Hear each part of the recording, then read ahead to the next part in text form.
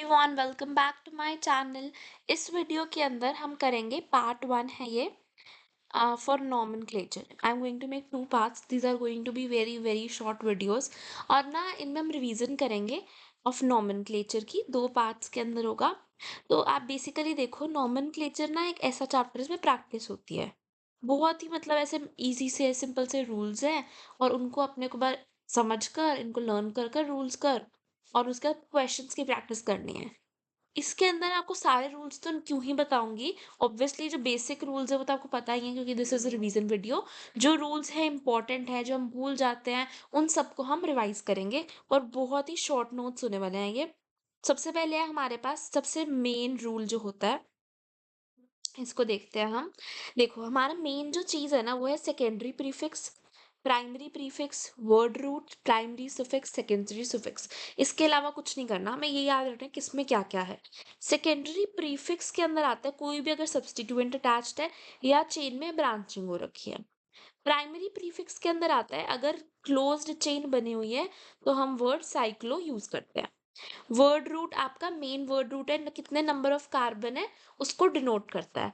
Myth for 1, इथ for 2। ये देखो, अब इतनी बेसिक चीजें तो 10th क्लास में अपने को पढ़ा दी जाती हैं, तो ये बहुत बेसिक है। इनको मैं नहीं सोचती कि इनको बताना भी जरूरी है for a revision video. Hex से हेक्सेन, हेप से हेप्टस, हेप्ट मीन्स 7, ठीक है। ऐसे कर कर ओक फॉर 8, ऐसे ऐसे कर कर वर्ड रूट आपको सबको पता है। फिर प्राइमरी सफिक्स के अंदर आता है linkage between carbon and main chain. ये बहुत इंपॉर्टेंट है, यानी कि मेन चेन के अंदर कार्बन कार्बन कैसे जुड़े हैं। अगर सिंगल बॉन्ड है तो फिर एन, अगर उनमें डबल बॉन्ड है तो फिर इन, अगर उनमें ट्रिपल बॉन्ड है तो फिर आइन वर्ड यूज होता है। इसके बाद आते हैं फंक्शनल ग्रुप। लास्ट के अंदर लगता है फंक्शनल ग्रुप। अगर ओ एच है तो ओल, सी एच ओ है तो अल, अगर सी ओ एच लगा हुआ है, कार्बोक्सिलिक एसिड लगा हुआ है तो ओइक एसिड। फिर यहाँ पे लिखा हुआ है अल्फाबेटिकल ऑर्डर। इसमें सबसे इंपॉर्टेंट बात है, हमें अल्फाबेटिकल ऑर्डर के अंदर ही नेमिंग करनी है। कहीं पे भी कंफ्यूजन होगी तो हम अल्फाबेटिकल ऑर्डर पे ही जाएंगे। अब देखो, सबसे पहले आता है स्ट्रेट चेन को हम कैसे नेमिंग करते हैं। अब अगर मैं बात कर रही हूँ किसी स्ट्रेट चेन की जिसके अंदर कुछ भी मतलब कोई सब्स्टिट्यूएंट या कुछ भी नहीं लगा हुआ, कोई फंक्शनल ग्रुप नहीं लगा हुआ, कुछ भी नहीं लगा हुआ, बिल्कुल सिंपल बेसिक स्ट्रेट चेन की अगर मैं बात करूँ, तो आप खुद सोचो यहाँ पर कोई स्ट्रेट चेन है तो ना ही सब्स्टिट्यूएंट लगा है ना ही ब्रांचिंग लगी है, तो सेकेंडरी प्रीफिक्स इसमें नहीं होएगा। फिर आता है प्राइमरी प्रीफिक्स की बात। अब क्योंकि ये स्ट्रेट चेन है तो क्लोज चेन है नहीं, ये भी नहीं होएगा। वर्ड रूट तो सभी के अंदर होएगी, नंबर ऑफ कार्बन्स। फिर इसके अंदर लिंकेज यानी सिंगल डबल ट्रिपल तो होएंगे ही। तो वर्ड रूट होएगी, प्राइमरी सफिक्स होएगा, सेकेंडरी सफिक्स मैं अब बिना फंक्शनल ग्रुप के कर रही हूँ तो ये भी नहीं होगा। सिर्फ और सिर्फ हमने ये पार्ट देखना है इसके अंदर। तो मैंने यहाँ पे लिख भी दिया, word root plus primary suffix लगाना है आपने बिल्कुल सिंपली। अच्छा, उसके यहाँ पे 3 रूल्स है जिनको आपको एक्स्ट्रा याद रखना है कि आपको जो नंबरिंग है उस जगह से स्टार्ट करनी है जहां पर डबल या फिर ट्रिपल बॉन्ड को छोटा नंबर मिले। देखो, इसके अंदर आपको रूल्स बताऊंगी इस वीडियो के अंदर। इसके पार्ट 2 में आपकी पूरा नॉमेनक्लेचर फिनिश हो जाएगा। यहाँ पे मैं स्ट्रेट चेन और ब्रांच चेन की बात करूंगी और नेक्स्ट वीडियो के अंदर मैं क्लोज चेन, फंक्शनल ग्रुप्स और सब्स्टिट्यूएंट्स की बात कर लेंगे और बिल्कुल इजीली आपका ये पूरा चैप्टर जो है वो फिनिश हो जाएगा। फिर उसके बाद I am going to make a video on बहुत सारे क्वेश्चंस की। उनसे मेन प्रैक्टिस होती है। क्वेश्चंस तो आप खुद भी कर सकते हो, प्रीवियस ईयर क्वेश्चंस करो और बहुत सारी चीजें, ठीक है। तो यहाँ पर हम देखते हैं, हमें नंबरिंग उस जगह से स्टार्ट करनी है जहाँ पर डबल या ट्रिपल बॉन्ड को छोटा नंबर मिले। For example, just for the clearance मैं आपको लिख देती हूँ यहाँ पे। जैसे कि मान लो हमारे पास ऐसा कुछ है, ये मान लो ऐसा कुछ है, तो हम इसको नंबरिंग हम कहाँ से स्टार्ट करेंगे। हम इस साइड से नंबरिंग स्टार्ट करेंगे, 1 2 3 4, ताकि जो हमारे ट्रिपल बॉन्ड डबल बॉन्ड है इनको हम छोटा नंबर दे पाए। इस साइड से स्टार्ट नहीं करेंगे तो फिर बड़ा नंबर आएगा, ठीक है। फिर आते हैं अल्फाबेटिकल ऑर्डर में ही नेम लिखना है। मान लो सेकंड डबल बॉन्ड भी है, ट्रिपल बॉन्ड भी है, तो हम पहले डबल बॉन्ड का लिखेंगे या पहले ट्रिपल बॉन्ड का लिखेंगे। तो सिंपल सी बात है, इन और आइन। ई पहले आते हैं, नहीं पहले डबल बॉन्ड का लिखेंगे, और जब साथ में आते हैं ना ई नाइन, मतलब पे नंबर 2 जो भी आ रहा है, ठीक है, तो यहाँ पे ई जो है ना, इसको हमें रिमूव करना होगा फिर, ठीक है। क्योंकि एक और रूल होता है कि हमारा, यहाँ पे मैं लिख देती हूँ, यहाँ पे एक और रूल होता है कि कभी भी ना जो वोवेल्स है वो साथ के अंदर नहीं आ सकते, वोवेल्स साथ में नहीं आ सकते। और जैसे हमारे इंग्लिश के अंदर तो वोवेल्स होते हैं ना, ए ई आई ओ यू, यहाँ पे हमारे वोवेल्स होते हैं ए ई आई ओ और वाई।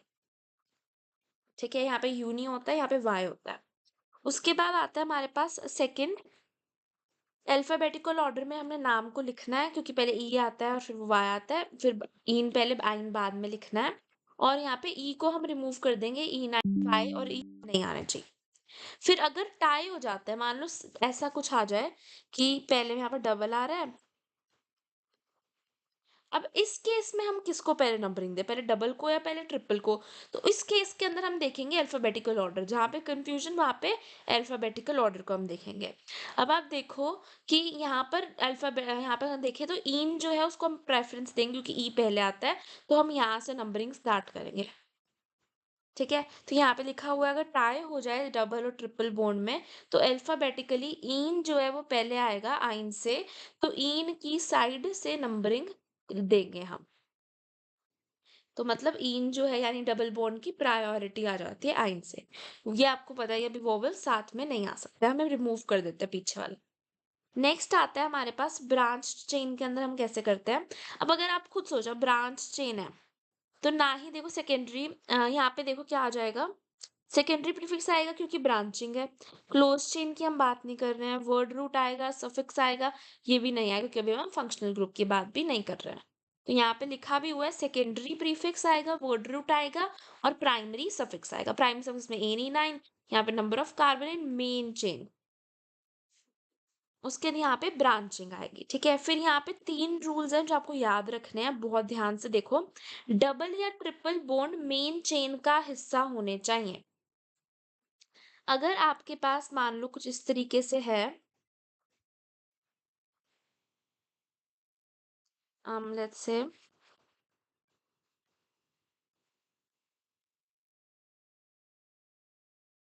तो यहाँ पे देखो हम कौन सी चेन लेंगे, हम यहाँ पे ये चेन लेंगे, ये चेन लेंगे और ये हमारे पास क्या आ जाएगा, एक्स्ट्रा आ जाएगा। यहाँ पे एच भी लगेंगे जितने लग रहे हैं। Double triple bond main chain का हिस्सा होना जरूरी है। फिर हमें लॉन्गेस्ट मेन चेन डिसाइड करनी है, यानी लॉन्गेस्ट होनी चाहिए, नंबर ऑफ कार्बन में सबसे ज्यादा हुए। पर मान लो ऐसा होए कि डबल ट्रिपल बॉन्ड तो आपके आ रहे हैं पहले, मान लो एक चेन के अंदर दूसरी चेन पर ज्यादा लंबी बन रही है, तो हम क्या करेंगे, तो हम हमेशा डबल ट्रिपल बॉन्ड, चाहे हमारी चेन छोटी बन जाए कोई बात नहीं, पर डबल ट्रिपल बॉन्ड को हमें अपनी चेन में लेने की पूरी कोशिश करनी है। क्योंकि तभी मैंने सीक्वेंस में नंबर 1 पे क्या रखा है, डबल ट्रिपल बॉन्ड। पहली कंडीशन डबल ट्रिपल बॉन्ड को लाना है मेन चेन में, दूसरी कंडीशन है कि वो लंबी होनी चाहिए मेन चेन। तीसरी कंडीशन क्या कहती है, मेन चेन की नंबरिंग ऐसे करो कि ब्रांच को लोएस्ट नंबर मिले। जैसे मान लो आपकी मेन चेन ये है, ठीक है, तो यहाँ पे ब्रांच है, लेट्स से थोड़ा ऐसे कर देते हैं, यहाँ पे आपकी ब्रांच लगी हुई है, जैसे कुछ भी लगी हुई है लेट्स से, है ना, तो हम यहाँ पे ऐसे नंबरिंग करेंगे कि हमारी जो ब्रांच है उसको कम नंबर मिले। अब यहाँ से करेंगे तो 3 मिलेगा, पर यहाँ से करेंगे तो हमें 2 मिलेगा, तो हम इस साइड से नंबरिंग करना स्टार्ट करेंगे ताकि जो ब्रांच है उसको सबसे छोटा नंबर मिले। फिर ये बहुत इंपॉर्टेंट है, इसमें बच्चों की ना जिंदगी निकल जाती है, बच्चों को याद नहीं होता, पता नहीं चलता कि आइसोब्यूटाइल क्या है, सेकेंडरी ब्यूटाइल, टर्जरी कौन सा है ना। तो यहाँ पे हम बहुत ध्यान से देखेंगे, अगर आपका जो ग्रुप ब्रांचिंग में लगा हुआ है वो CH3 है, तो हम बोलेंगे मिथाइल है। C2H5 है, इथाइल है। फिर प्रोपाइल, आप खुद सोचो कि प्रोपाइल दो तरीके से लग सकता है ब्रांचिंग में। एक तो कि यहाँ से ऐसे लग जाए, यहाँ पे आपकी मेन चेन लगी होगी, यहाँ पे आप ऐसे जुड़ जाए यहाँ पर, ठीक है। एक हो सकता है यहाँ पे सेंटर में से जुड़ जाए, CH3 बीच में CH आ जाए। तो अगर ऐसे जुड़ जाए इसे हम बोलेंगे नॉर्मली जुड़ा हुआ है, ये नॉर्मल प्रोपाइल। अगर ऐसे सेंटर में से जुड़ जाए तो आइसोप्रोपाइल बोलेंगे, ठीक है। सेंटर में से जुड़ने को हमने आइसोप्रोपाइल बोला है यहाँ। यहाँ पर एक चीज ऐड होगी, ठीक है। लेट्स कम बैक, हाँ। फिर आता है ब्यूटाइल की, अगर हम बात करते हैं, जैसे ब्यूटाइल जुड़ा हुआ है, यहाँ पे ये है ब्यूटाइल, ठीक है। अब मान लो ब्यूटाइल कुछ इस तरीके से जुड़ा हुआ है, तो चारों कार्बन अपने आप में जुड़े हुए हैं, यहाँ से आपका मेन चेन से अटैच्ड है, तो ये नॉर्मली अटैच्ड है, जैसे कि हमारा ये था, है ना, तो इसे हम बोलेंगे नॉर्मल ब्यूटाइल। उसके बाद आता है आइसोब्यूटाइल, हम किसे बोलेंगे? जब हमारा कुछ इस तरीके से अटैच्ड हो कि CH2, CH, CH3 और यहाँ से आपका CH3 और अटैच्ड हो, यानी आपके 3 हो और यहाँ पे एक और हो और यहाँ से आपका जुड़ा हो, फिर हम आइसोब्यूटाइल बोलेंगे। सेकेंडरी ब्यूटाइल बोलेंगे जब नॉर्मल सीधी चेन हो पर सेकंड ऐसे सेकंड वाले कार्बन पे से जुड़ा हो। अगर सेकंड वाले कार्बन से ऐसे जुड़ा हुआ है नॉर्मल चेन में, फर्स्ट से नहीं जुड़ा हुआ, इसमें फर्स्ट से जुड़ा होता तो नॉर्मल, सेकंड से जुड़ा हुआ है तो सेकेंडरी ब्यूटाइल, है ना? और पर अगर ऐसे ब्रांचिंग ऐसे हुई है कि 3 है और एक नीचे जुड़ा हुआ है, यहाँ से फर्स्ट से जुड़ा है, तो आइसोब्यूटाइल। टर्जरी ब्यूटाइल तब होगा जब एक ही कार्बन है वो जुड़ा हुआ है और उसके साथ 3 और जुड़े हुए हैं, इस तरीके से।